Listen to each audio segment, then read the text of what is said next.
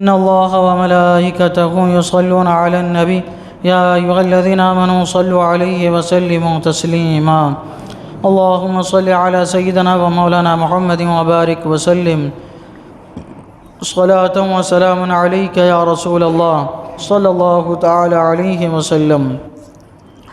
أعوذ بالله من الشيطان الرجيم. بسم الله الرحمن الرحيم. قال هذا صراط علي مستقيم إن عبادي ليس لك عليهم سلطان إلا من اتبعك من الغاوين وإن جهنم لموعدهم أجمعين لها 7 أبواب لكل باب منهم جزء مقسوم.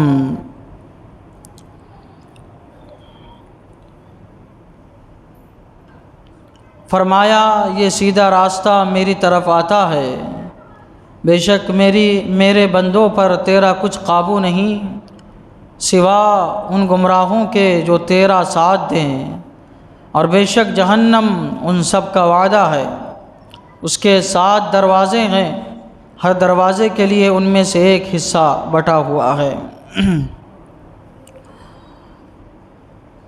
جب اللہ تبارک و تعالیٰ نے شیطان کو مہلت دی کہ تو سور پھونکنے تک زندہ رہے گا، مرے گا نہیں،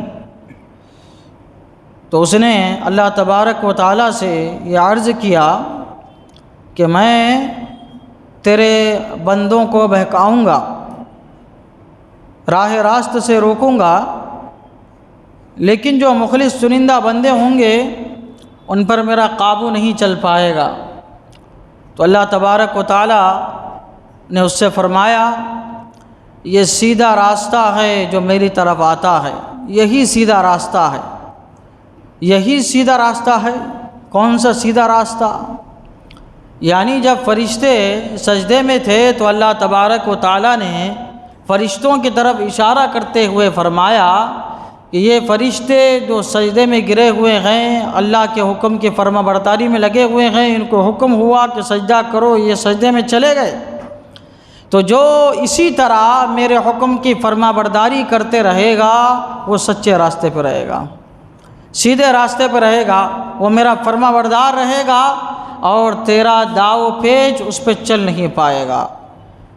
یہ سیدھا راستہ ہے، میری طرف آتا ہے، یعنی جو میرے سیدھے راستے پر چلے گا اس کی حفاظت کی ذمہ داری میرے ذمہ کرم پر ہوگی، یا یہ کہ اللہ تبارک و تعالیٰ اسے سیدھا راستہ دکھائے گا.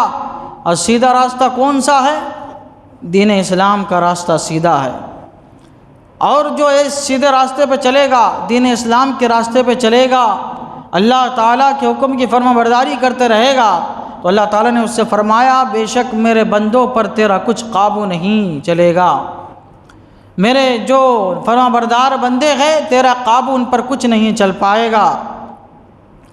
بہت سارے اللہ تعالیٰ کے ایسے بندے ہیں، اللہ کے ولی ہیں، مقربین ہیں، جن پر شیطان کا کچھ داؤ نہیں چلتا. انبیاء تو معصوم ہیں، محال ہے کہ ان کو راہ حق سے بہکائے، الگ کرے یا کوشش کرے. کوشش تو خیر وہ کرتا ہی ہے ہر ایک کو.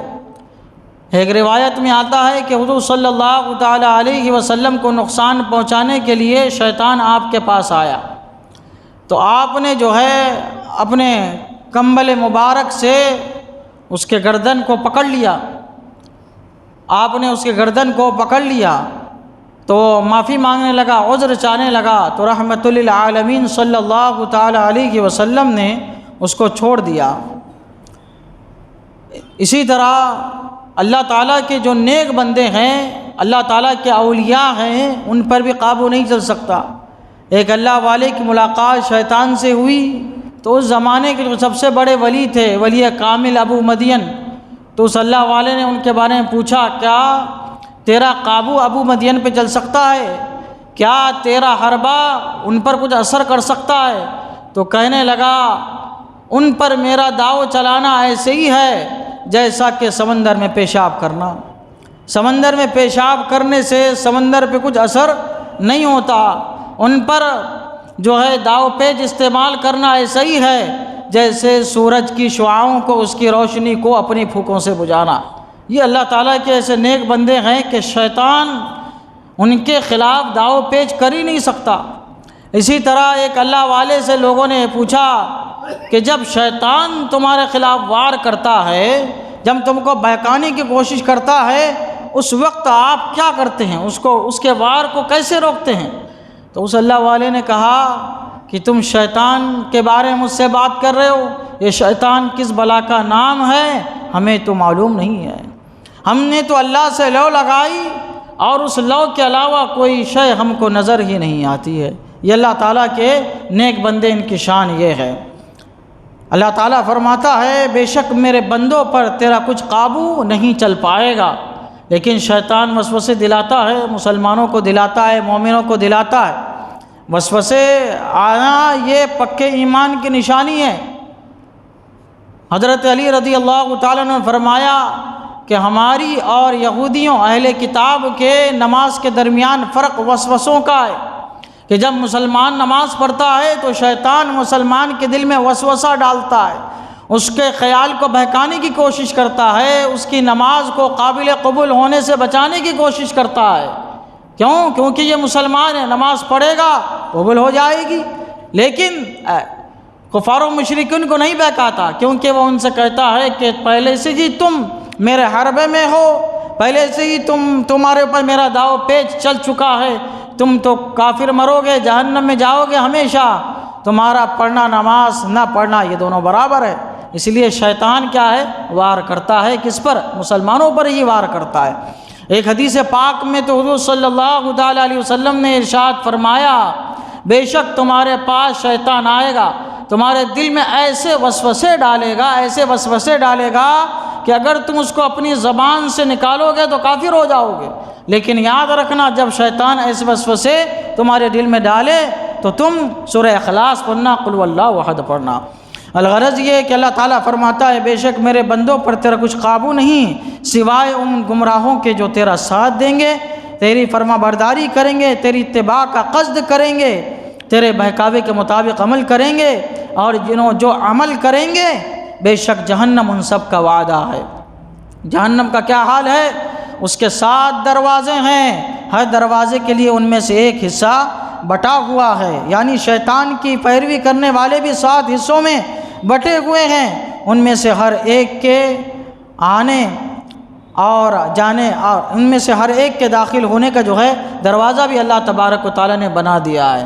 سب سے نچلے یا یہ کہیے کہ سب سے جو ہلکا جو درجہ ہے اس کو کہتے ہیں نار، یعنی نار مانی آگ، جہنم، اور اس میں عام لوگ ڈالے جائیں گے، عام کفار و مشرکین ڈالے جائیں گے، اور اس میں گناہ گار، فاسق، فاجر، بدکار جو مسلمان ہوں گے، خاتمہ ایمان پر ہوا لیکن دنیا میں برے کام کیے، برے کام کرنے کی سزا بھگتنے کے لیے ان کو جو ہے اسی سب سے ہلکے طبقے میں جو ہے کچھ مدت کے لیے ڈالا جائے گا۔ اللہ تعالی ہم سب کو اس سے بچائے۔ اور سب سے جو نچلا طبقہ ہے اس کو حامیہ کہتے ہیں یا حاویہ کہتے ہیں، اس میں منافقین ڈالے جائیں گے۔ منافقین کون ہیں؟ جو مسلمانوں کے ساتھ رہتے تو کہتے کہ ہم مسلمان ہیں، جو کفار و مشرکین کے ساتھ کہتے تھے ملتے تھے تو کہتے تھے کہ ہم کافر ہے، مشرک ہے، یہ منافقین ہیں۔ اللہ تعالیٰ نے کے بارے میں فرمایا ان المنافقین فی الدرک الاسفل من النار، بے شک منافقین جہنم کے سب سے نچلے طبقے میں جائیں گے۔ تو اللہ تعالیٰ نے ہر ایک کا درجہ مقرر کر کے رکھا ہے جہنمیوں کا۔ اللہ تعالیٰ فرماتا ہے جو تیری اتباع کریں گے گمراہ ہوں گے، کفر پر مریں گے، ہر دروازے کے لیے ان میں سے ایک حصہ بٹا ہوا ہے، اس میں سے داخل ہوں گے۔ اللہ تعالیٰ کی بارگاہ میں دعا ہے قرآن شریف سیکھنے سمجھنے اور اس کے مطابق ہم سب کو اپنی زندگی گزارنے کی توفیق عطا فرمائے، ہم سب کو ایمان پر قائم و دائم رکھے، ایمان پر ہم سب کا خاتمہ فرمائے۔ اشہد ان لا الہ الا اللہ واشہد ان محمدا عبدہ ورسولہ وصلی اللہ تعالی علی سیدنا محمد وعلی آلہ وصحبہ اجمعین برحمتک یا ارحم الراحمین۔